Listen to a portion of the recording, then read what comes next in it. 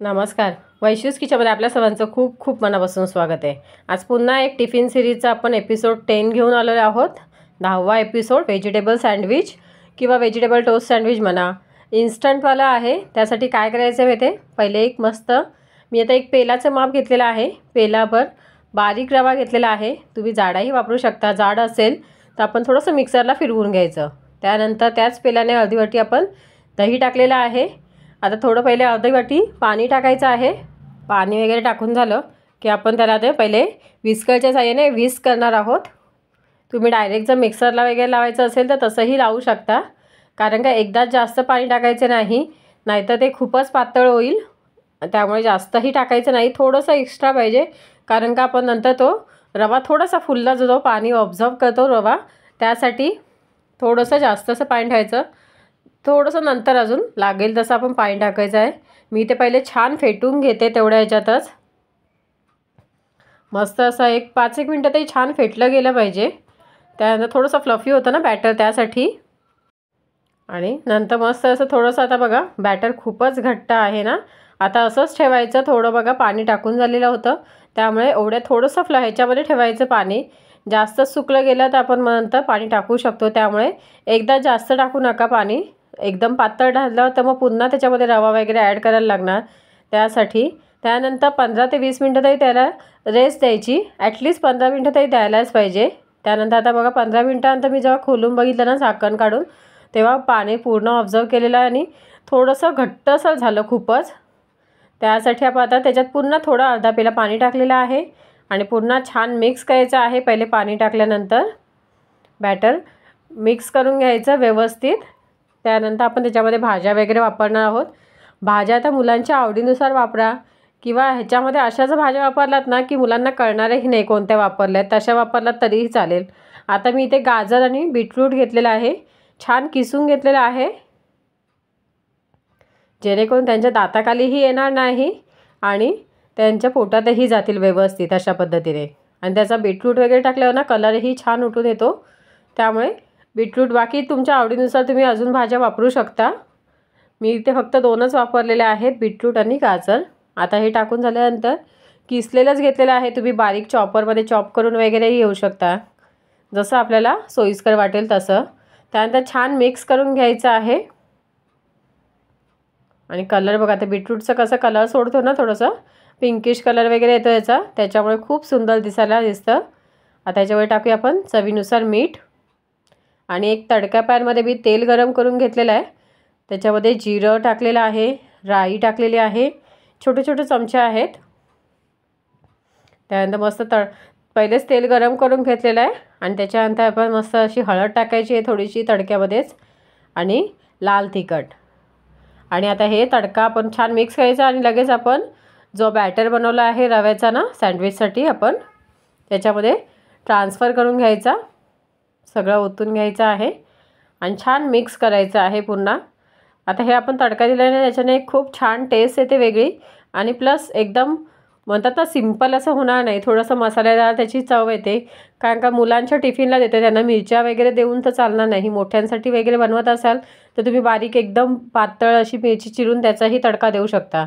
पण इथे आता आपण मुलांसाठी बनवत आहे ना, त्यांच्या दाताखाली आलं तर ते खूपच तिखट लागणार मिरच्या, त्यामुळे मी इथे मसाल्याचा वापर केलेला आहे. त्यानंतर छान मिक्स करून झालं. त्याच्यानंतर बारीक चिरलेली कोथिंबीर टाकायची भरपूर अशी, आणि पुन्हा एकदा मिक्स करायचं आहे. पुन्हा एकदा छान एकजीव करून घ्यायचं आहे आपण हे बॅटर. खूप सिंपल आणि इझी आहे रेसिपी, जास्त वेळही लागत नाही आणि पटकन होते, तसंच खायलाही खूप हेल्दी आहे, टेस्टी आहे. आता छान एकजीव करून झालं की आता आपण मस्त तो सँडविचचा मेकर, असा स्टँड असतो जो आपला सँडविच मेकर, हा असा तो घ्यायचा आहे. त्याला दोन्ही साईडने पहिले ऑइल लावून घ्यायचं आहे. मी ते मस्त ब्रशने ऑइल लावून घेते दोन्ही याला, जेणेकरून आपलं सँडविच चिकटलं नाही पाहिजे आणि पटकन इझिली निघेल. आता इथे सोडा बिडा आपण काहीच वापरणार नाही आहोत, काहीच गरज नाही ना सोडा वगैरे, तेवढं फ्लफी वगैरे दिसायला पाहिजे असं काहीच नाही आहे. कारण का सारखंही प्रत्येक गोष्टी सोडा वापरणं चुकीचंच आहे. त्यामुळे आपण असं ह्याचंच बनवायचं. रवाही छान फुलला जातो, शिजला जातो ना, खूप सुंदर लागतं. आता पुन्हा एकदा मस्त ऑइल लावून झालं सँडविच मेकरला की पुन्हा एकदा बॅटर मिक्स करायचं. आणि आपल्या सँडविच मेकरमध्ये बॅटर टाकायचं आहे। एक जरी असं पोट खाल्ला ना सँडविच तरी मुलांचं पोट, आता माझं तर लहानच मुलगा आहे त्याचं पोट आरामात भरेल। बाकी मोठी जर मुलं असतील तुमची तर त्याच्यासाठी तुम्ही 2 वगैरे देऊ शकताच। आता बघा मी पूर्ण भरून घेतलेलं आहे, पूर्ण एक साईड। त्याच्यानंतर याचं झाकण लावायचं आहे आणि आता आपण गॅसवर मस्त आलटून पालटून छान शेकवून घ्यायचं आहे। गॅसची फ्लेम लो ठेवा एकदमच, कारण का मोठ्या फ्लेमवर ठेवलात ना तर बाहेरून शिजेल आणि आतून पूर्ण कच्चं राहील। त्यासाठी आपण दोन्ही साईडने व्यवस्थित शेकवायचं आहे, थोडंसं फिरवायचं आहे गॅसवर प्रॉपर आणि गॅसची फ्लेम एकदम लो ठेवायची, जेणेकरून हळूहळू थोडंसं 5 मिनटं लागेल पण व्यवस्थित आतपर्यंत शिजलं जाईल। कारण का रवा आहे तो जर प्रॉपर शिजला नाही गेला तर मुलांचं पोट खराब होऊ शकतं। त्यासाठी रव्याचे कोणतेही पदार्थ करताना तो प्रॉपर शिजला किंवा भाजला गेलाच पाहिजे। आता बघा 5 मिनटानं मस्त असं काढून घेतलेलं आहे प्लेटमध्ये। छान थंड झाला की आपण त्याला आता कट करून घ्यायचं। आता हे मस्त कट करून घेते। तुम्ही ते 2 पार्टमध्ये 4 पार्टमध्ये कसंही कट करू शकता। टिफिनमध्ये ठेवायचं असेल, मोठी मुलं असतात तर 2 पार्टमध्ये प्रॉपर होतं बघा। आतपर्यंत प्रॉपर शिजला गेलेला आहे, पूर्ण शेकला गेलेला आहे, कुठेही कच्चटपणा राहिलेला नाही आहे। मी ते मस्त असे 4 पार्टमध्ये कट करून घेतलेलं आहे। आता मुलांच्या टिफिनमध्ये ठेवूया, आपण मस्त टिफिन पॅक करायला घेऊया। आता हे 4ही पीस व्यवस्थित ठेवायचे आहेत।